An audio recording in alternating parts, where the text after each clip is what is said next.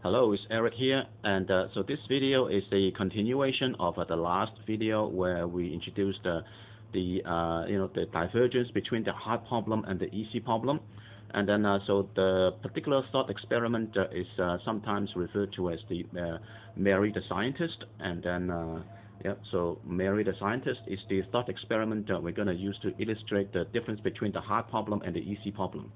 And then the thought experiment goes like this.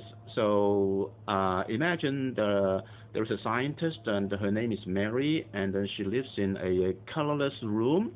Yeah, and but Mary is a brilliant scientist, and then she learns everything, from the books, from the internet, from doing experiments and things like that. And then she knows all the scientific facts about everything that she wants to learn. And then but unfortunately there's something missing in her world. Everything that she experiences in her room is the same as what we experience in the outside world, but there is one difference, and the difference is that there is no sensation of color in her room. Yeah, so she has never learned the sensation, she has never learned the experience of the sensation of color in her room. Yeah, but she does know, the scientific properties of different colors. Like, for example, she learns the different wavelengths and different frequencies of the color red, the color blue. She also learns, how the neurons in the brain register the different kinds of colors. Yeah. So she knows all the scientific facts about the colors, but she has never learned the sensation. She has never learned the experience of colors herself directly. Yeah. Okay, so that's the setting. And so now one day, suddenly she's released from her room, and now she's thrust into the real world, and suddenly she sees all the different colors in all their full glory. Yeah, and then now she can, she knows the sensation of the color of red, the color blue. Yeah.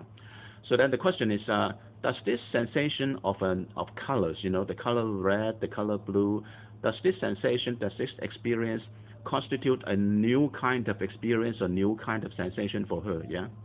Like I said, that she already knew, what scientific properties that the colors have, but she had never learned the sensation and the experience of colors. And now suddenly she can sense the colors for the first time in her life. Yeah. So the question is, does this experience of color constitute a new experience for her? Yeah. If you say yes to this question, then that means you are accepting the fact that subjective experience, consciousness, this kind of thing is a fundamental property of human consciousness. It cannot be derived from any physical objects.